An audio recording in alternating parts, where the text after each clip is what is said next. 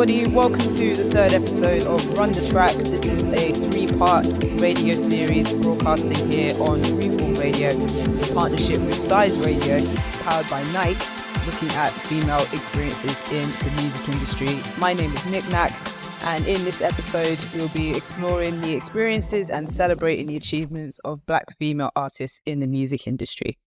Yes. Because we cool. I am joined by two very, very dope individuals from the Northwest, LayFullStop and Ni Maxine. So, first things first, semi-awkward question. Sorry to do this. Tell us about yourselves. No, like, yeah, like what is your role within the industry? What do you do? Sure. So, again, my name is LayFullStop. I am a musician artist. So for me, I'm a rapper, songwriter, producer. Like you mentioned, I'm based in Manchester, but originally from Birmingham. So the accent comes out with a vengeance. And I've been doing it for about 9 years, 8 to 9 years. So for a pretty long time now. So I really love what I do. So consistently evolving. Love that. I'm Ni Maxine. I'm based in Liverpool. I'm an artist, singer-songwriter, and I kind of operate in the jazz space, jazz adjacent, let's say. My art extends beyond my own music in terms of curating spaces, because I've noticed that there's a lack of spaces that I want to be in. So I'm like, okay, let's make some. So I also am a sometimes promoter as well.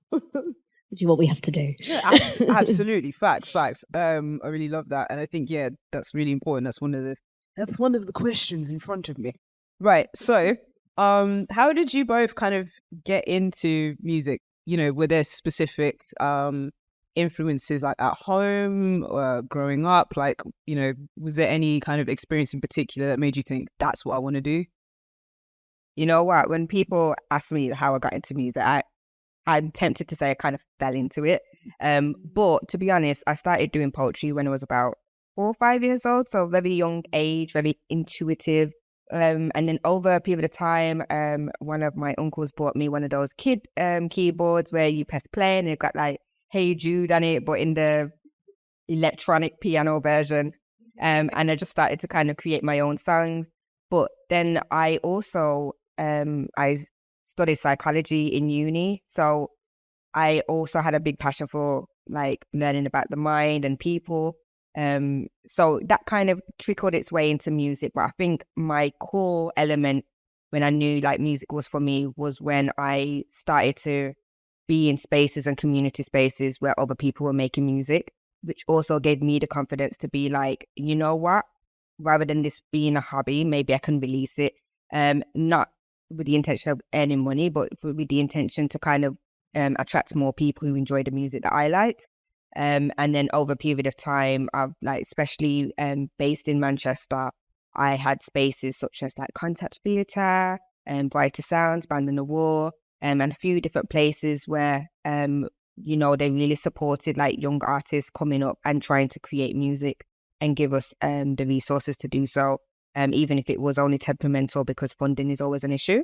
But I was then able to leave those spaces and kind of create new spaces for myself in terms of like digital and online. And then the rest is kind of history, continue to make music and yeah. Dope. Very, very dope. Same to you, Nick. Not sure how to follow that. But I think I've been reflecting on this quite a lot lately, and I think it probably started when I was really young, like growing up in church and like, you know, I went to a gospel church, you know, like a proper one, you know, where the music's really good. So I'm actually going for the music really. And like that was kind of like where I started like singing and stuff, and then sort of, went into like choirs at school and stuff. And then I was like thinking about this the other day, my mum really like must have seen something in me where she kind of like, that she wanted to nurture. So she kind of pushed me into those, you know, those weekend things where you go and do singing, dancing and acting, that kind of stuff. And I like, you know, I did like a few different ones, and like I think she just needed a break from me, to be honest. It was like, right, a few hours every Saturday, go do that. Please, like leave me alone. But then it wasn't really till lockdown that I like realized that I have something to say maybe, and started writing songs. And then coming out of lockdown, I was like, oh, I have a debt I need to pay off. I'm just going to start busking in town on Bold Street. And then I got asked to do like a residency in like this really cool coffee shop, wine bar called Ropes and Twines. And then I like did that every week, and then word caught on. And then all of a sudden there was Ni Maxine. And then it was just now, it's a thing. That's really interesting. It's kind of just lockdown was the catalyst in a way. Yeah. That's really interesting. That's cool. Okay. For me, I grew up with a sound system in the house. So just constantly surrounded by vinyl. What would have been my bedroom was the music room. And then, it went from that to finding video games that you could make beats on. And then that went from that to studying it in school and in college. But I was more interested in the production side, like pressing buttons and making things light up and stuff. I was more interested in that. Having said that, I was also in some like school orchestras and things, so I did dabble on that side of things as well. But then going to uni, so I should say I'm from London originally, but I live in Leeds now. Hence, I don't have a Yorkshire accent. That's not happening. It's offensive if I try and do one. So I left London in 2010, went to study my undergrad in Leicester in music tech, more or less. DJing started to take on more of a prominent part of my career then. Like I worked in a bar, ended up being one of the resident DJs at the bar, and it all just kind of went from there. And then in 2016, I moved to Leeds to do my master's, and then everything kind of went from there in another way as well. So very quick background thing. So like before, like we were chatting about like the need for like community and spaces as well, and it kind of came up a little bit in, I guess, all of our introductions really quickly. So I just wanted to ask real quick, how would you say does community play a part in your careers thus far? Is it vital? Is it kind of like a constant sort of thread that kind of goes through everything, or does it really show up at certain points and not so much in other aspects? Like how does community show up for you? Really, that's a hard question, but I think that's like, what I do, mate. It's like, oh gosh. But no, I think like for me as an artist, like coming to this like industry, I suppose, quite fresh and doe-eyed and kind of figuring it all out as I go along. I think having like the intimate community around me is key. Like I wouldn't be able to achieve what I do without like my tight community. But then like if we kind of like take a step out a little bit and look at the Liverpool community, like I've never felt so at home and so held by a collective of people. And like I think part of that is because there's people around me who look like me, and like, you know, people look at me and think, oh, you probably have and they hear me speak and think you've got a white mum and a black dad and you don't know your dad or whatever. People have their, you know, preconceptions. But I grew up in a black household. Like my mum's black, my siblings are black, but I've got light skin because my dad's mixed race. There's a reason why I'm saying all of this. But in Liverpool, because of the fact that it's like a port town, there's a lot of mixed race people there. So all of a sudden there's women around me who look like me, but I've never really had that before. Like, you know, an older generation of women who can probably relate to a lot of the experiences I've had. So having that has been like crucial to me, like coming to terms with who I am and being able to kind of start to understand and tell my own story through my art. So yeah, I would say like community is like, you know, it's like a crutch. Like I don't think I would be where I am without my community. And if they're listening, I love you guys. You know what? I'm going to add on to that because I love how you mentioned your community being a crutch, because they're there when you kind of do your thing and go through life, not even necessarily from a music perspective, but they're just there and to remind you who you are, where you came from. And 100%. I think I love that analogy. And especially speaking from my own perspective, I definitely wouldn't be where I am if it wasn't for the community, although we didn't class it as a community at the time, which I think is even better, because I think, you know, when we kind of I think about being in these spaces. I think if it wasn't for skill sharing in the beginning days, where as a musician, I could be like content, I could be the talent, whereas for a videographer, they might need that. So we would work hand in hand alongside sound engineers who were starting off with their craft and other musicians. We all just skill shared, man. And I think without that, like, yo, do you need this? I got this. You need this? I got this. Without that, So nice. we just would not be where we are. And even up to this point, we still do that. And I think without that, we just wouldn't be as much of who we are as we are. 100%. I mean, it's also important, like, when, because, you know, we're moving a million miles an hour. Like, you know, when's the next gig? When's the next, I don't know, thing that I'm doing? And, you know, how is the community involved if they are involved? Like, what does that look like? Am I the only Black, brown person in the room?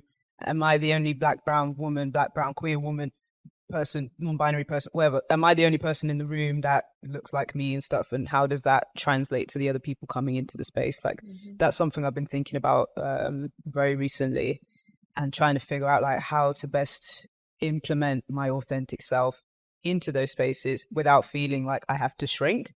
Because I feel like there's been many a time over the years where I've had to code switch or just be like, hi, welcome. And it's like, no, this is, I will talk like this, I will sit like this. But like, you know, it's just, this is who I am. And I think like every now and then as well, something I found recently is like, at any point, because you're just out here like, okay, this gig is here, and then let me figure out how much I need to do this to make sure that I got money's covered for rent and whatever else. And I'm really excited about this next project. And like, you know, you've got all of these things going through your head. Every now and then, somebody in some way will just let you know that you're on the right path. And that is so affirming and so beautiful. And it's like, you might not, it's not as clear as like a like on Instagram or whatever, but like if somebody actually takes the time out to just message you, or they see you out and about and go, I went to your last gig,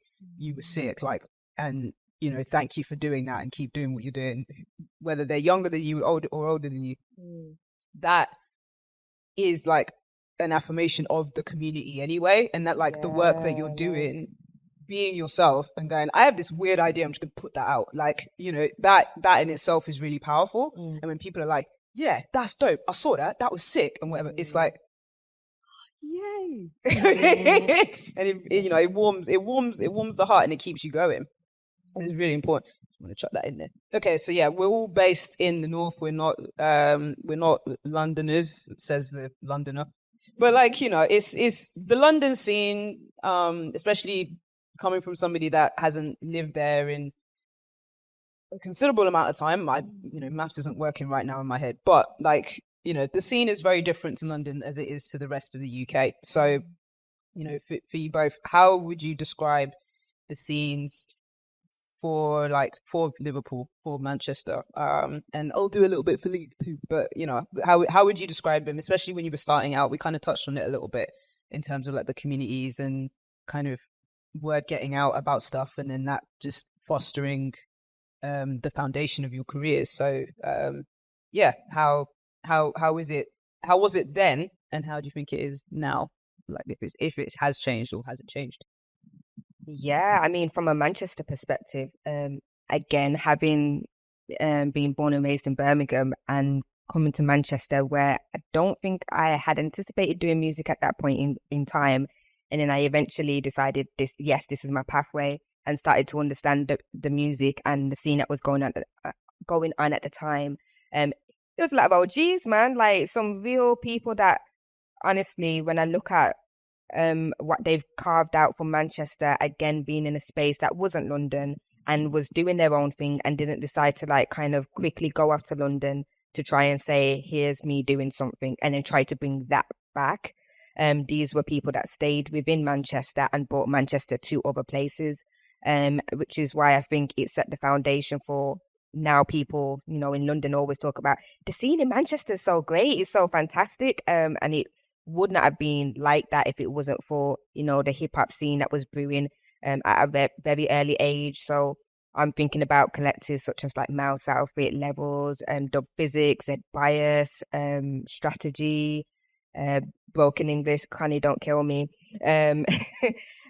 All these people set the gateway for this next generation where we are now doing hip hop soul unapologetically, where it sounds like Manchester. It doesn't sound like the US. It doesn't sound like London. It just sounds like Northern, I guess. Saying it from a Brummy Northerner. And I think now there is so much, not just in the hip hop soul world, but there are so many musicians who feel like they have the ability to stay in Manchester and represent. This is where you start getting, your people like H, Bugsy Malone, INDDB, who rep Manchester like no one's business. And I think if it wasn't for those people who paved the way in the early days, it wouldn't, maybe these people would have gone to London, and then people outside of the UK would have just assumed they're from London, which tended to happen quite regularly. It's only if you read an interview where they say, okay, where are you from? And then they start describing, oh, you know what, I was from the West Midlands. Oh, I was from up north. And then you start to understand, oh, I thought you were from London. And it's not out of ignorance, it's just what we knew. So I find that now people are repping Manchester. And I find that when I go outside of Manchester, people can identify what the scene and the music sounds like, which is a massive win. It's absolutely fantastic. Okay, have there been any like influences, like any particular artist or an album even, or just a moment that really like helped you feel like, yeah, this is the best form of me to express myself?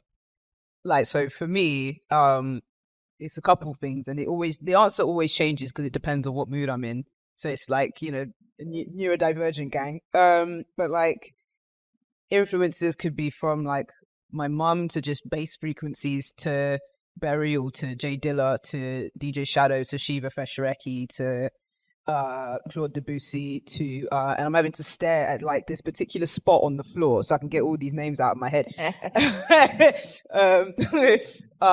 It could be Stevie Wonder, it could be Sherelle, it could be Lorraine James, it could be all these people, like, and there is undoubtedly more.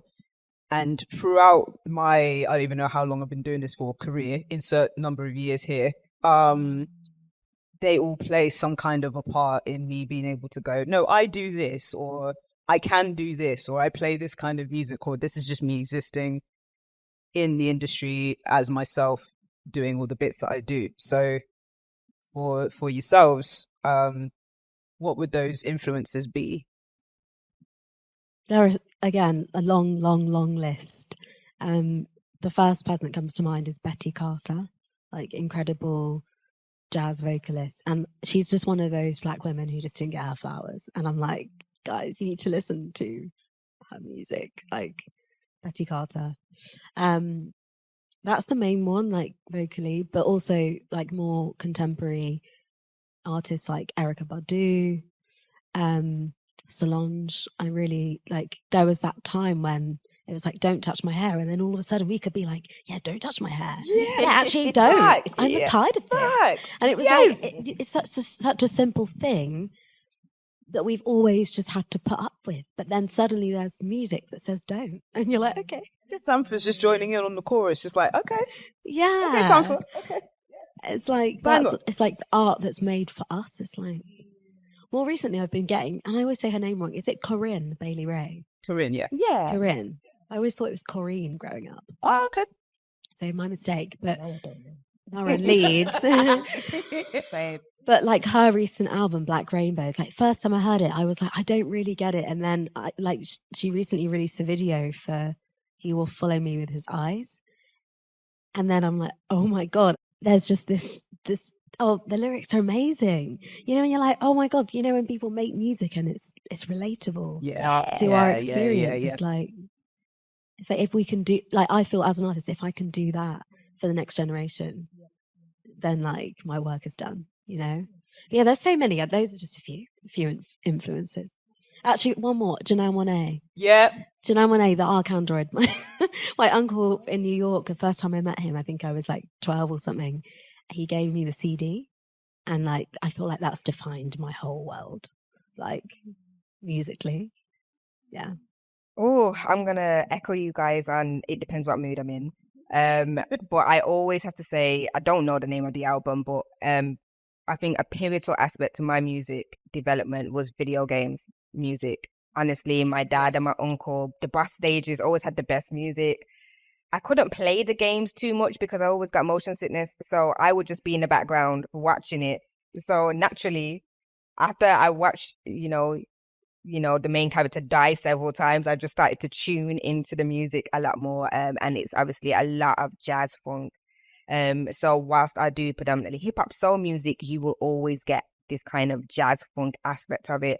But similarly, like my mom, I'm a Christian and I've been raised in the church, and a lot of my upbringing has been about gospel music, but it's also been around United R&B, so classic like Mary J. Sunday Blige. Christian. Sorry. I'm joking. No, honestly, I can relate. there was a lot of Mary J. Blige going in the house, but also a lot of gospel music sonically was inspired by even from New Edition, the sonics of it. I know a lot of gospel artists like Fred Hammond and Kurt Franklin. When they came out, it was like unheard of, but it resonated with us. That music. Obviously the lyrics and the message was different, and it was something that as Christians we could resonate with. But the music, we still need a bounce. You know what I mean? Like, we want to enjoy the music. And a lot of the times we especially before those days. I know a lot of people just, sang a lot of hymns. I'm not saying that, before Kurt Franklin there was nothing. No, but I believe that, it was a turning point in terms of music and being able to be like, we can still have our same message, but it can be on something that, it resonated with my generation.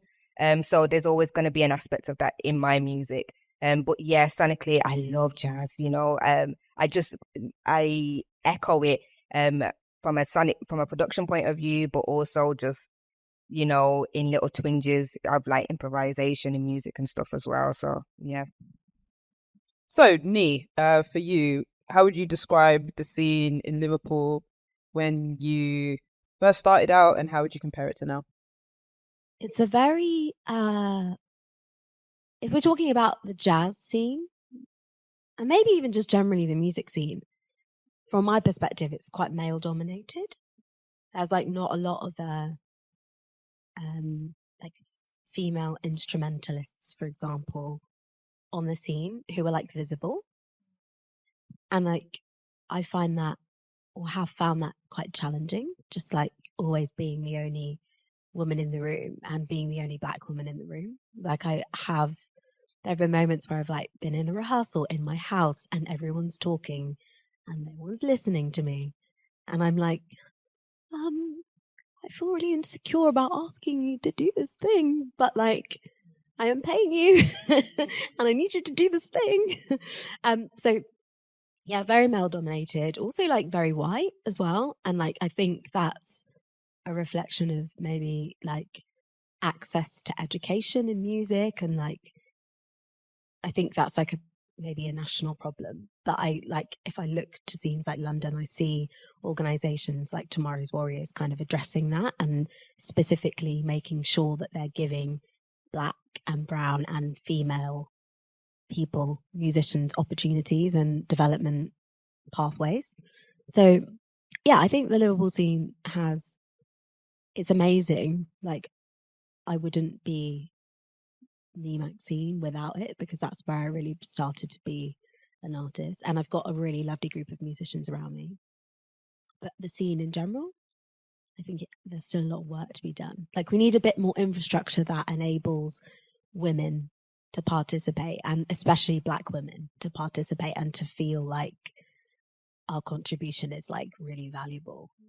Because like, there's not a lot of spaces where there's a lot of people that look like us in music still. So just trying to create those spaces.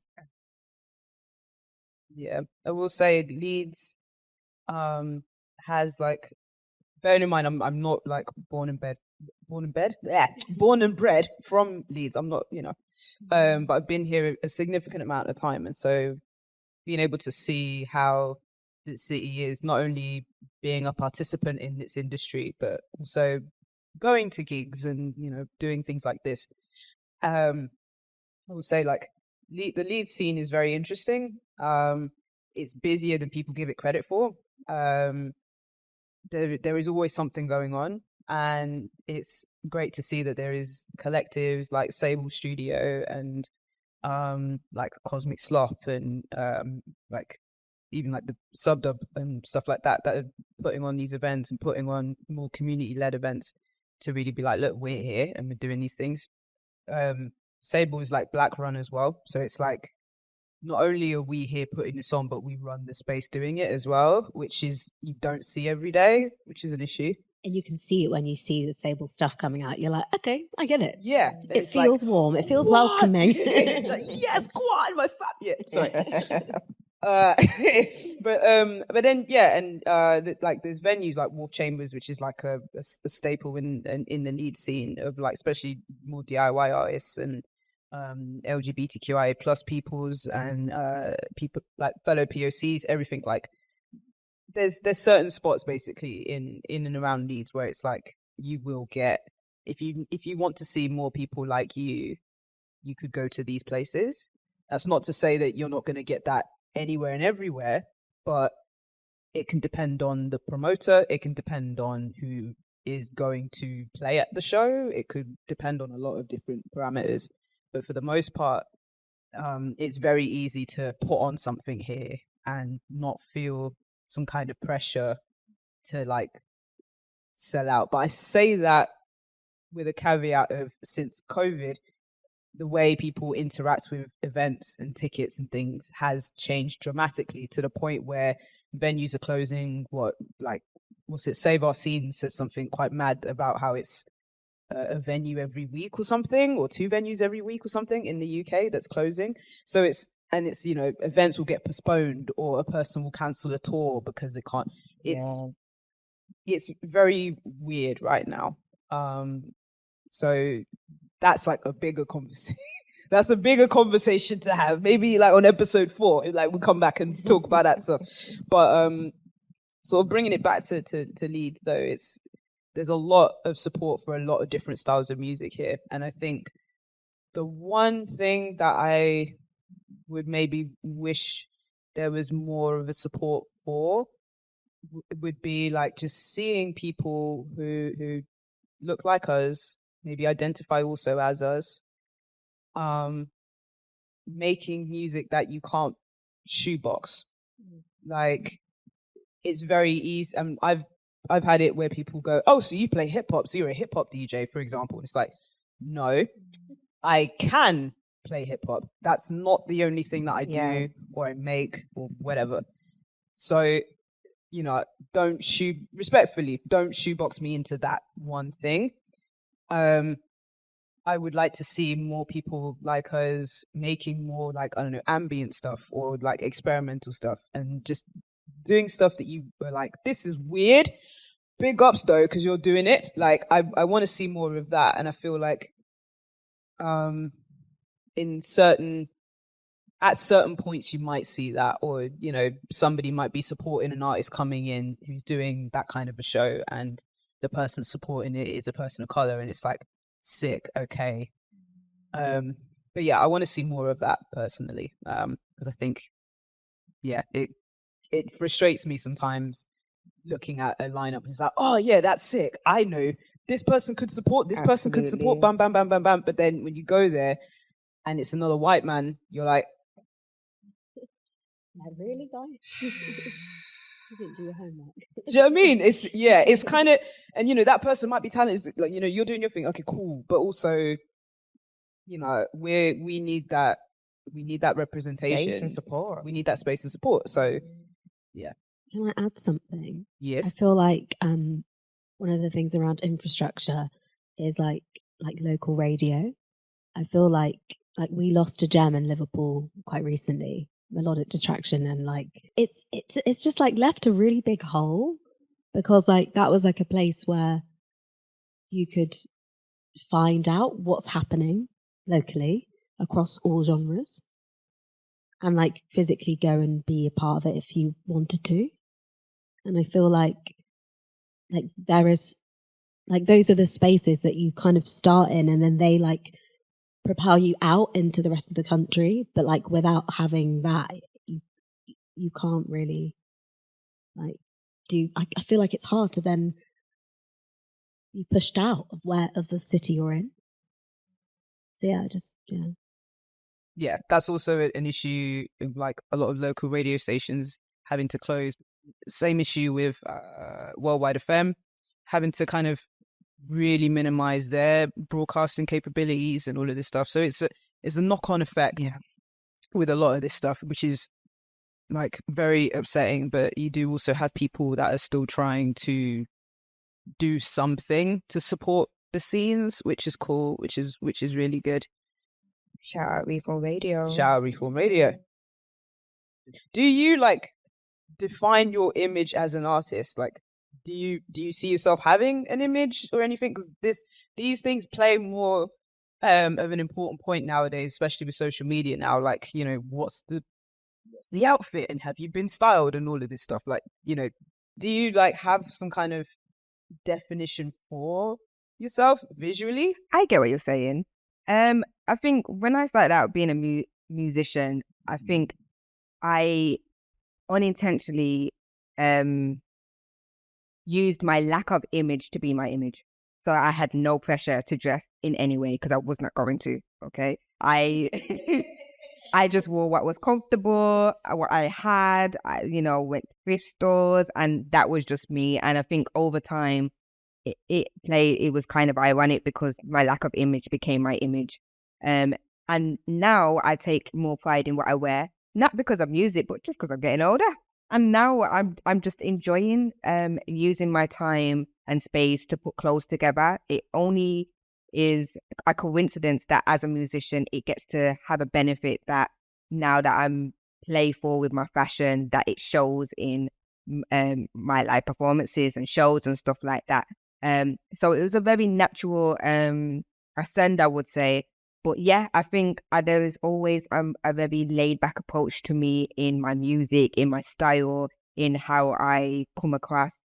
So, and I love that because, especially like starting out in the first, few years, I don't have time to be finding a new outfit every live performance. I don't have time to make this t-shirt look different than what it already is, So I already made that decision that what you see is what you get. You know what I mean? When you're not here to look at how I look, you're here to hear what I can do.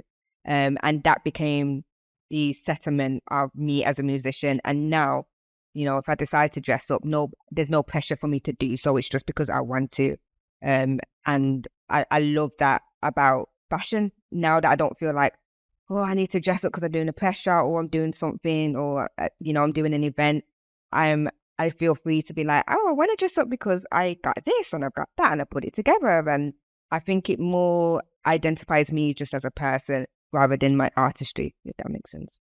For me, it's just about comfort and like having like a really, really, having like 7 of the same thing. So I can wear the same thing every day, but it's clean and I feel good in it. And like, I don't have to think too much about that like in my everyday life. But then when it comes to like a show, I'm like, no, I do need a new dress. Not like every time, but like if I'm doing like the same show twice or at the same venue or the same festival, I'm like, well, I need a showstopper. Like and I think that's because I like fashion is a really like before music, there was fashion really for me. So like fashion is like such a key thing where I think it allows me to express myself and like make a statement. Like I was playing a festival in Liverpool called Africa Oye, and it's like an incredible outdoor free festival, and it's like massive, and like Sean Kuti played, and like it's big. And I was like, well, I need an all black outfit, and it needs to have like something about it that's like wow on stage. So I got this like kind of sequined like little crop jacket, and I wore like a black bikini top and these like high-waisted like sequin trousers with it, and like they're blowing in the wind, and I was like, oh, I feel powerful now on this big stage. Like Like I I want hear to make a that. statement, you know? Yeah, I hear that. Like if I can afford to. Depends on Hear the that fee, too. you know? But Yeah, like fully, do you know, yeah. like but that's something I try to budget in because I feel like it's an important part of my art. Yeah. Yeah, I like that. I like that. And comfort for me as well. Like I can't do what I do to the best of my ability, feeling uncomfortable in my clothes, like on stage and be like, no, like just it feels horrible. I can't do it. And then also like in more recent years, kind of being more like eco conscious of clothes and things, and like if I can get like a recycled version or a vegan version of this thing, then I would do my best to. Again, money plays into it as well, obviously, but if I can, and I'm not gonna feel like, oh, that was a bit of rent, like then I'll do my best to do that. And also like supporting Black-owned businesses is like a big thing for me as well. I do my best to do that, like wherever possible, as much as I can. Like it's easy sometimes it isn't, but like trying my best to like support the people then. Can I ask you both a question? Yes. Do you feel like your hair plays into your image? Because obviously as Black women, Ooh. people see our hair before they see us sometimes. Yes. Sorry. Go for it. Okay.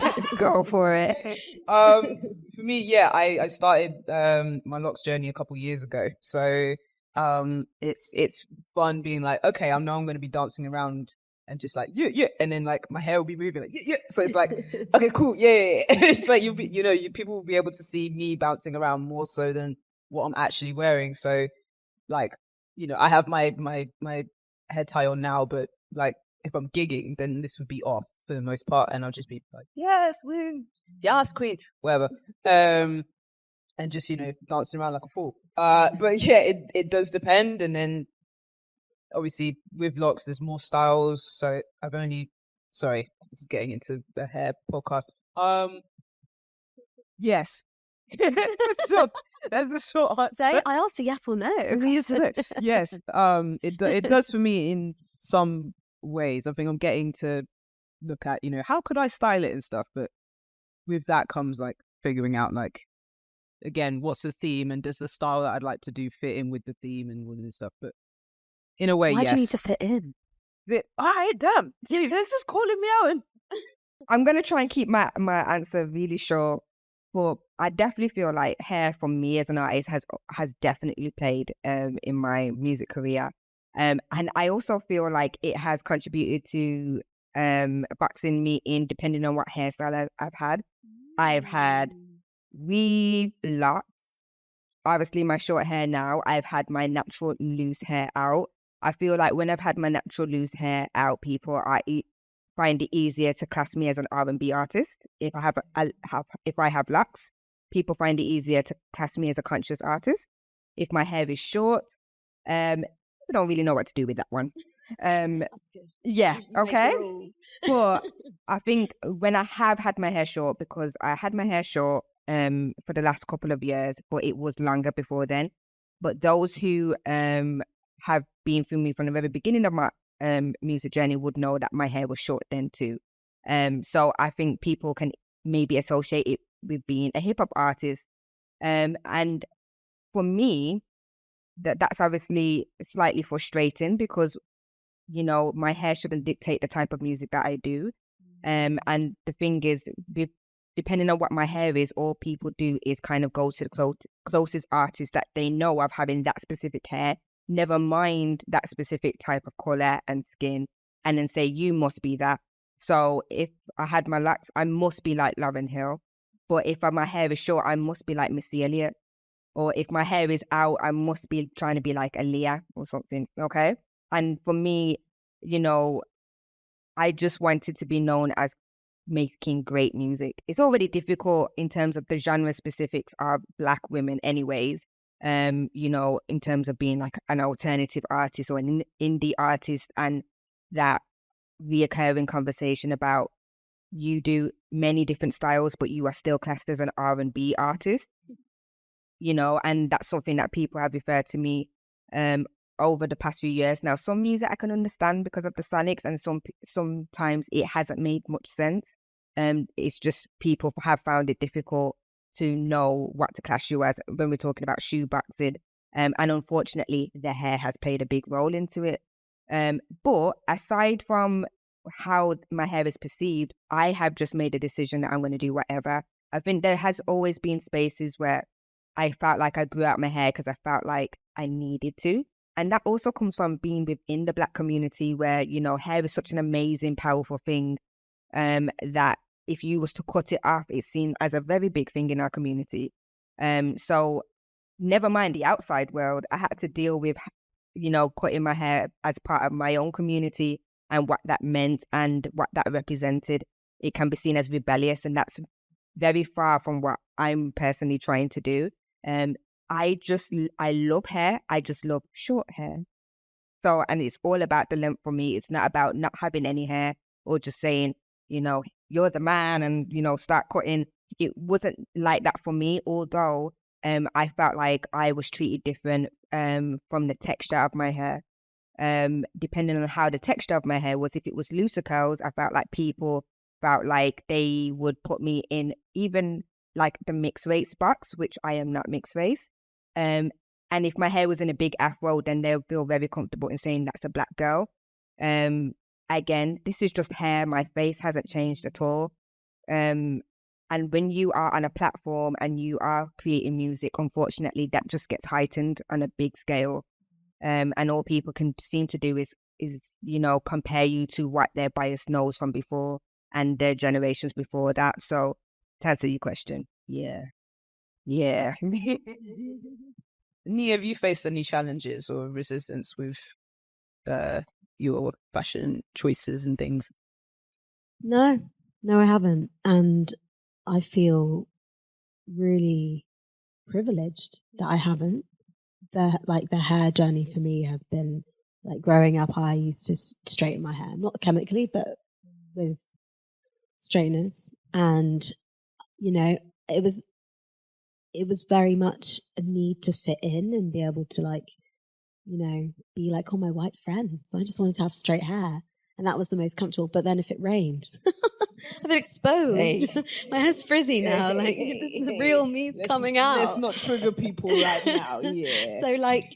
But now I've like found lots, and I've had it for, I think I'm going to be 28 this year. So nearly 7 years. Beautiful, by the way. And like, yeah, it's my favorite hairstyle I've ever had, and I feel like myself. And that's like, yeah, I'm proud of it. So do you think there are, kind of touching on a little bit of what you both said in this particular segment, do you think that there are pressures to look a certain way? So yeah, like I guess more so from the industry pressures to try and, you know, I guess package you, or maybe other artists that you know, package you into something for, I don't know, for marketable purposes or whatever.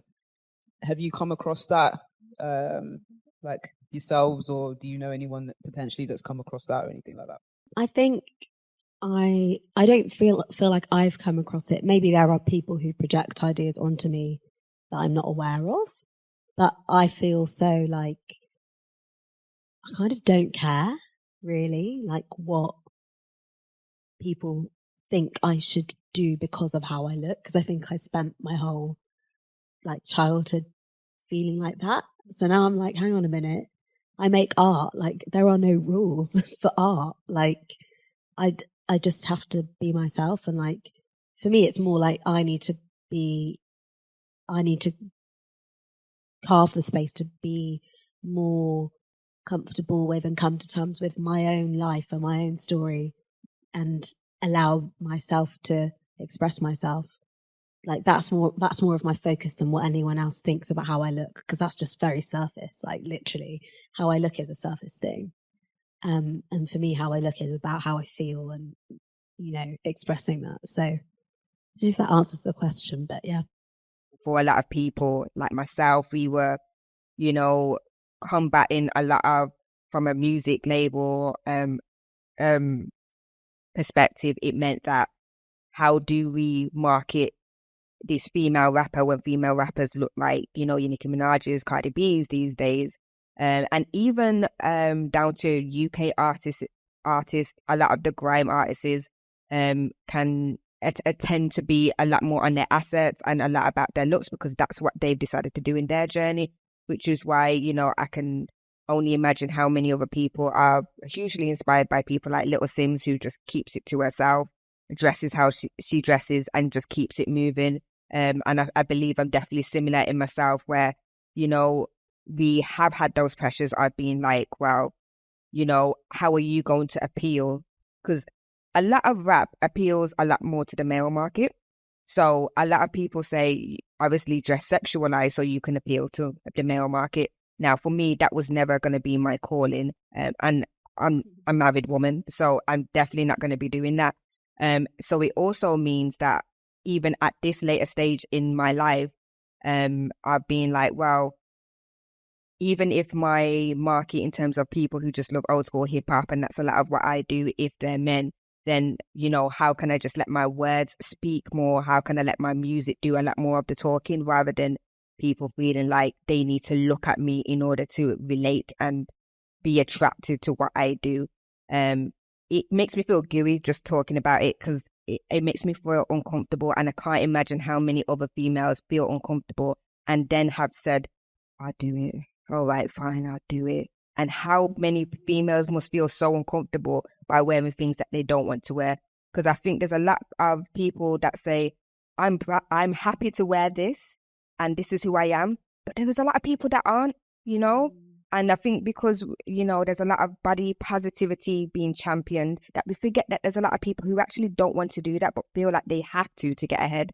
And I feel like, you know, there has to be a space where females can feel comfortable to do the art that they do and not feel like they have to sell their body to do it, if that's the path that they want to do. And that's definitely a path that I was always going to go by, where I wanted my art to do the talking. So being a Black female, a lot of people felt like, well, in order to package you, we need to see some skin and you need to appeal to the male artist, to not the male artist, but to the male audience. So I would definitely say so. And hopefully I continue to kind of combat that. So obviously we are three very dope Black women on this lovely panel in these lovely chairs. And what is very key for all of us is the need for representation. You know, we're doing what we're doing individually, we're doing what we're doing also collectively and stuff, but, you know, there'll be people that are seeing what we do and go, that's dope, and want to support that. And we take up space also because of what we do and the many, many dope things that we've done in our careers. So I want to ask you, if we look at the industry right now, do you think it could benefit and should benefit from taking a more intersectional approach to diversity? So where are you not seeing the representation in the industry? Where do we need to see more of us? You know, what conversations, like similar to what we're doing now, but in other places in the industry, where do these conversations need to take place? Where does the action need to happen in order for us to see change for us as, you know, as the Black gal them? Yeah. Like as an artist, because of the type of music that I make, I play in quite a lot of, you know, some would say stuffy institutions, you know, venues and spaces that are run by old white men. And I always like pinch myself because I'm like, this is such a great opportunity. And then I'm grateful for the gigs. But I think, oh, I hope they're booking me because they like what I do, not just because I'm a Black woman, right?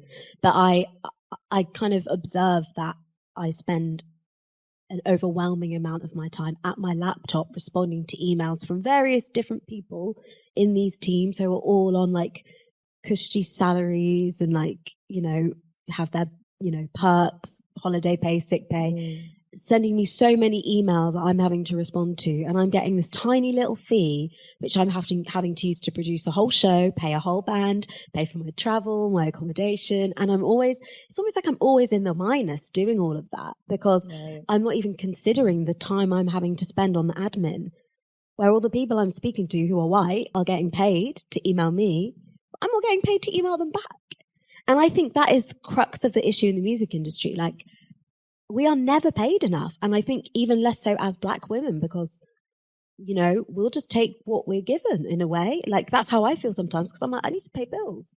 I also need to keep my band engaged. I need to give them work. So I need to take these opportunities, you know, exposure, whatever it is. But yeah, I feel like the kind of conversation around equality and diversity really needs to, you know, acknowledge that we are essentially working for free, unlike the people who we are responding to.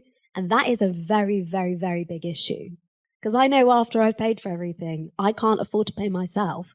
And I've done loads more work than anyone I'm employing, essentially, anyone I'm, you know, hiring to play that gig with me. So yeah, I feel like, yeah, sadly, it does come down to money when it comes to equality and diversity. But I think there is a really big conversation about, I think, artists in general, like how much we are paid for what we do and what we bring. Because if we don't produce that show and sell out that show, that institution doesn't need to exist. Venues don't exist without artists. So pay us. Pay us. Pay us. Mic drop again. Absolutely, yeah. I think like both of your points are like spot on. There needs to be a more education of like you know, I jokingly said before, we're not a monolith, but it's true. Like, there's layers to our creativity, and oftentimes we have to be our own social media manager and our own stylist and our own this, that, and the other. And it's just kind of like, I need like a week to just get back to a normal, whatever that is, normal level of being able to just be conscious. And there needs to be a greater understanding of what artists do, because it's the work that goes into writing a song, producing an event, promoting an event, all this stuff. The amount of energy, let alone work, that goes into that is insane. And so to kind of just be like, to almost like brush it aside almost is just wild to me. And there's also a very weird, is it dichotomy? Is that the word? Where, like, you know, if you're interacting with people who are working 9 to 5s and stuff, who are also in the industry, but 9 to 5 side, and then you still have to be on that as well as an artist. Yeah, like you gigged last night. Right. So it's interesting. I've had to kind of say to people, hey, you know, your weekend will look very different to mine. Yeah, you're out chilling with all your like, money. You actually have bank holidays. Like, you don't actually have bank holidays. We don't know what that is. Or weekend. You know, like, my bank holiday would probably be like, I don't know, a normal Monday to Friday where there's nothing else going on for anybody else. But I'm like, cool, I'm going to just disappear and watch Netflix all day. Like, you know, there needs to be a greater understanding. And then there are people who are also like artists and also have a day job and are having to kind of navigate doing both. And I guess that's more of a general thing, but like to kind of zero it back down into like being Black and female, there's also this level of expectancy of like, well, we need to work twice as hard. We need to, you know, bend over backwards. We need to kind of basically become workaholics, because otherwise people won't take us seriously. And, you know, people are like, yeah, in my, again, I can only speak on my experience. And people have been like, oh, Nick, you're doing so much. I'm like, yeah, it's a lot. Don't get me wrong. Exactly. Yeah. Like, you know, we love what we do. We're able to fully be ourselves when we're doing it. We can, like, you know, purge nearly swore again, any rubbish out of our system and just be like, okay, that's out of my way now, and I can, you know, release this energy in this kind of a way. All right, cool. Energy exchange with the audience and all of that stuff. Great. It's still work. It still takes a toll. And so when we're like, okay, we're disappearing, we need to just not be here for a bit. Let us do that. Don't expect us to post so I'm going to get onto social media in a bit, but, you know, don't expect us to post our exact whereabouts every single moment of every single day, because that in itself is work. It's, you know, and And in those stuffy institutions, there's a whole team doing that work for the building, and they still can't do it as well as we do. So they need to improve. That part, that's so. Sorry. Yeah.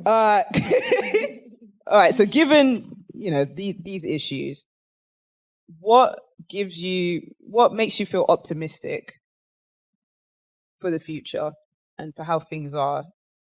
I know we just spent like a good, 5-10 minutes going, nah, this is crap, but like, the good part, the good parts, like, is there, and I think there is, but is there anything that's helping you feel optimistic about these issues? Like, so for example, there was a misogyny report that was brought to the House of Commons a few months ago, if I'm not mistaken. There's like, the F list and She Said So, and these kind of organizations also like speaking up and doing the thing. So kind of going forward, what gives you optimism for the industry, for artists like us, and how do you see it improving? I'll always start with the awareness. I think after events like George Floyd, and even down to things like COVID and certain like really big trivial worldwide events where people have had to kind of take a rain check in terms of their attitude, their behavior, because a lot of it isn't accepted. But something that we were speaking about is being able to be in that space where us guys within our friendships can be able to kind of communicate with one another and say, this isn't right. Because when we're able to do that, then when we start talking about the workplace, which is always a contender of a lot of these issues, is within the workplace, whether it's in the creative world or it's not. Being able to say, I don't feel comfortable doing this, or I don't feel comfortable about what you just did. Here's why. And I feel like a lot of that could come out if we had honest conversations where we're able to say, I just felt uncomfortable with that, Then we can start, similarly to how I was talking about when you are working in a collaborative relationship in music and you're deciding to skill share and you're talking about money, it becomes that difficult conversation that people don't want to talk about. And then what ends up happening is over generations, you just have loads of icky feelings again. And it's not just about money now, it's about race and all these taboo questions. So I think it's starting in your local circles first, so that when your friends go out, and whether you're a person of color or you are white, they feel strong enough to be able to say, I'm able to distinguish between what is right and what's wrong. So then you can even go a level further and say, now I can support people of color. And then you can go a level further and be like, I can give resources and then I can support them further and go up the levels. Some people feel like they can shoot straight up. That's fine. But when you miss all those other levels as well, you go back to square one without realizing, because the education's not there. So it's about educating each other, being patient and being compassionate with one another, and also just, being open and having honest communication, I'd say. Yeah, very well said. In terms of what gives me hope, I guess I can speak for Liverpool. I don't know what it's like in Manchester and Leeds, but I think since 2020 and what happened with George Floyd, like there has been an increased awareness of racism, and obviously in our sphere, in music, like there's an acknowledgement in Liverpool that it is institutional racism that prevents Black artists from becoming the next Beatles. So they're like, okay, we're going to invest in some research around this, and we're going to start to invest in building infrastructure to address this. And I feel like that does give me hope. And it's that thing of like, that initial acknowledgement, like you say, that there is an issue. And I think it's not only an issue in terms of artists, but I don't want to keep talking about issues, but yeah, it's Black kids knowing that they can get a job working at the Philharmonic in Liverpool. They can have a 30 grand job putting on gigs. Imagine if someone told me that at school. I didn't know the Philharmonic, I didn't grow up in Liverpool, but I didn't know that you could have a job creating events for people and get paid enough money to live a nice life. You can't really live a nice life on 30 grand these days, but do you know what I mean? Like, do you know what I'm saying? Like, it's the point that, like, when you look around those spaces and you see white people, it's because those people are aware that these jobs exist. Whereas like little black kids maybe aren't. Maybe they don't go into those spaces. They don't get taken there to go and see an orchestra. They don't know that that space exists or that they can even go inside there, let alone get a job there. So I feel like, yeah, the investment in change, like particularly in Liverpool, I think it does inspire me. It does give me hope that, you know, maybe in 20 years' time, it will look very different because it has been acknowledged. And I think that's the first step. I'm just going to piggyback on what you're saying in terms of a shout out to like platforms who are doing it. Is things like Power Up, that's from PRS Foundation, the Black Music Coalition, Debrief. Like there are movements and social media platforms and in-person platforms where they are predominantly Black spaces, because again, we are also trying to find our Black community as well as being able to do what we naturally do in the outside world. So I think that's what gives me hope, is knowing that there's more Black communities so that we can share our experiences, because a lot of us just tend to be like, it's what we're used to, it's what we deal with, and we just crack on with it. We just crack on with it, and being able to be like, hold on a minute, we don't have to crack on. It doesn't matter how old we are. It doesn't matter how ignorant we may have been. It's just about, this is something that we're going to continually strive for in terms of like making change. And especially, you know, as we all, you know, get older and we decide to look at the next generation, it just becomes a lot more passionate. So I can definitely see there is a stronger element of not just to help artists in the creative world, but actually create Black communities so people can also feel safe to talk about these topics too. And also, like, just like having people in those spaces, like if you've got Black programmers in those spaces, you're gonna see different lineups. You're gonna see different, like, and you're going to see those people on those lineups getting paid properly and respected for where they are in their career. And I feel like that's the kind of change that is pending, you know? And I think it gives me hope that that's going to happen. Another mic drop. No, yeah, I agree and echo everything, because we're all telepathic. All right, let's chat a little bit more about social media and mental health. We're going to like slowly wrap up. So I've skillfully, through the power of Grayskull, I've been able to sync together two questions here. So mental health mainly, like how do you look after your own mental health and well-being, navigating all that we've talked about this evening? And then from that, what advice would you give to fellow aspiring Black female artists wanting to come into this industry and show us what they're made of? Okay, cool. So the way I look after myself now, it's something I have to start doing a lot more, because I had like a burnout last year, and like I had to postpone a tour, and it was like really hard. I actually take breaks now. I just go, yeah, you know what? It's kind of late and I want to watch EastEnders. So I'm going to close my laptop today, and whatever it is that's pending can wait. EastEnders is calling. I need to see what happened to Keanu. So, like, you know what I mean? Like, and people judge me for that, but whatever. That's how I wind down, switch off, like detach from my reality and focus on something else. And also, I recently downloaded this app called Opal. Don't know if I'm allowed to talk about other brands here, but it's an app that helps you to